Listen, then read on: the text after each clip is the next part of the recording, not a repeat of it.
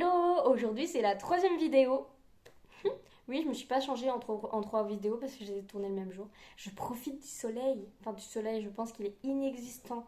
Enfin bref, du coup, si vous aimez l'aventure, la guerre, enfin si vous aimez la guerre, si vous aimez uniquement la guerre dans les livres, la bataille, les chevaliers, la magie, les princesses, les royaumes, les trahisons, les stratégies, je pense que ce livre est parfaitement pour vous.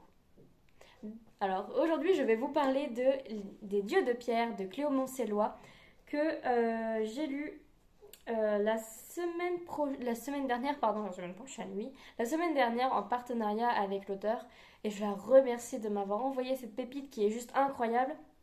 Donc en fait, dans cette histoire, nous suivons plusieurs personnages avec des prénoms assez compliqués à retenir. Donc dans cette histoire, nous suivons Easter qui, un jour, alors que les nobles sont en train de festoyer et s'amuser tranquillement, ils se font attaquer par des automates, rien que ça. Donc ils se font attaquer par des automates, ils essayent de se défendre, de s'enfuir, mais c'est un massacre. Les premières scènes sont dures, je vous préviens. C'est littéralement un massacre, des bains de sang, des tortures, des violences, des douleurs de la guerre, quoi, de la bataille.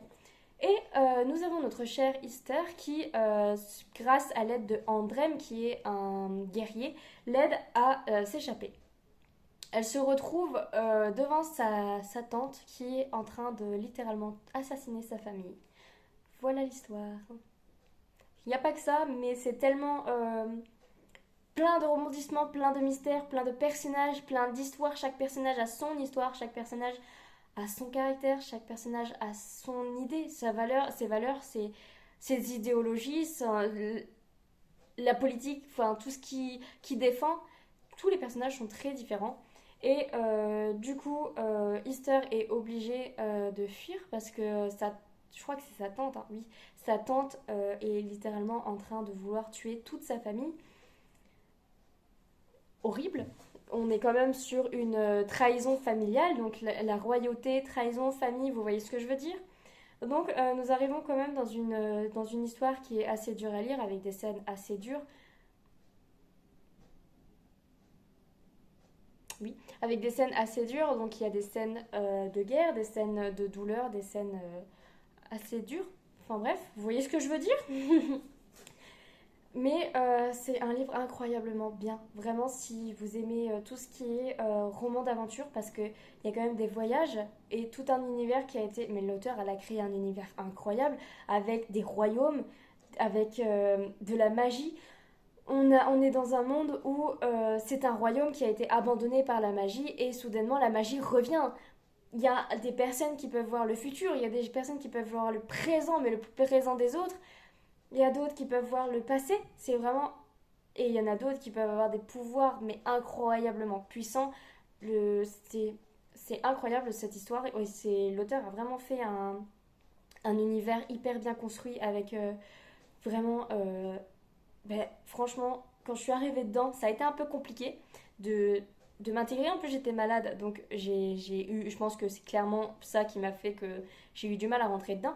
Mais une fois que j'avais compris tout ce qui était les règles du monde, les royaumes, qui était qui aussi, parce qu'il y a beaucoup de personnages, qui est qui a fait ça, qui a trahi qui est dans quel camp, parce qu'il y a beaucoup de camps, on peut se retrouver avec deux meilleurs amis qui sont dans des camps opposés.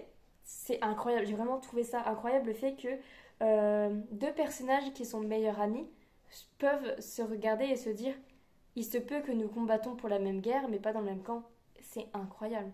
C'est vraiment, vraiment, j'ai adoré cette lecture. Et je l'ai dévorée. En 2 jours, c'était fini. Je crois qu'il y a 400 pages, mais en 2 jours, je l'ai fini tellement c'était vraiment trop, trop bien. La plume de l'auteur est, oh mon Dieu, qu'est-ce qu'elle est belle. C'est poétique, c'est fluide, c'est chevaleresque. Il n'y a que ça qu'à dire. C'est vraiment, on est dans un univers médiéval avec des épées, des combats, des chevaliers, des guerriers, la royauté, et là à côté nous avons quand même des automates, des robots automates, avec aussi certains royaumes comme le royaume du père d'Andrem, je crois que c'est comme ça qu'il s'appelle, le père d'Andrem, eh ben, il a des stratégies et des outils de guerre qui sont bien plus développés que que ceux des autres royaumes. Et vraiment, c'est incroyable. Et aussi, il y a cette citation, je ne vais pas citer mot pour mot parce que je ne m'en souviens pas, mais en gros, les, la reine, donc la mère de... Non, la reine du royaume d'Easter disait qu'elle voulait la paix. Sauf que pour maintenir la paix, elle pensait qu'il fallait avoir beaucoup d'armes au cas où quelqu'un voudrait la guerre pour empêcher cette paix. Et elle a totalement raison en vrai. Je ne fais pas l'apologie de la guerre, pas du tout, hein, et ni des armes. Mais c'est vrai que si tu veux maintenir la paix et que tu as un potentiel ennemi, il vaut mieux être armé pour maintenir cette paix. Elle a totalement raison. Et j'ai vraiment trouvé que ce livre était incroyable, que certains personnages n'étaient pas tout blanc ni noir. En fait, ils sont pas gentils ni méchants. En fait, de leur point de vue, ils sont gentils. Du point de vue des autres, ils sont méchants. Mais alors que nous, du point de vue lecteur, on se dit mais il est gentil. Et du point de vue de l'autre côté qui se veut méchant, on se dit mais lui aussi il est gentil. C'est juste qu'ils n'ont pas les mêmes valeurs, ils n'ont pas les mêmes idéologies, ils n'ont même pas ils ont pas les mêmes pensées. Même en tant que frères, ils n'ont pas les mêmes valeurs, ils n'ont pas les voilà, c'est vraiment ce que j'ai aimé, c'est que des personnages aussi proches, des amis, peuvent ne pas être du même point de vue, ne pas avoir les mêmes valeurs. Et vraiment, Puis, on va pas se cacher, dans les romans, souvent, on a un personnage complètement méchant qui est que méchant et un personnage gentil. Là, on a des personnages gentils et méchants. Ça dépend du point de vue où ils sont, ça dépend de leurs valeurs, ça dépend de ce que pensent les autres personnes devant eux, si les personnes sont dans leur clan ou pas, ou si les personnes sont entre les deux clans. Enfin bref, vraiment, je sais pas comment vous parler de cette histoire sans m'embrouiller, mais vraiment, ça a été un coup de cœur. J'attends le tome 2 avec impatience, qui n'est pas encore sorti malheureusement. Mais vraiment, si vous aimez les histoires de guerre, les histoires chevaleresques, un petit peu d'amour, bien entendu, avec des royaumes, avec un univers incroyablement bien construit, original aussi. Et on en parle de la couverture qui est trop belle. Aussi, on en parle, voilà. Un livre qui est beau aussi, il faut le dire. Vraiment, pépitas, il n'y a pas à dire. Donc ça a été mon coup de cœur. Je pense que ça sera mon coup de cœur 2023. Donc vraiment, je vais reparler sur l'univers, mais l'univers est tellement bien construit que je ne peux rien dire d'autre que ça. C'est vraiment... En fait, on ressent que l'auteur a fait des recherches, a élaboré son univers, et c'est complètement réussi. Chapeau, vraiment bravo à toi, parce que vraiment l'univers est incroyablement bien construit.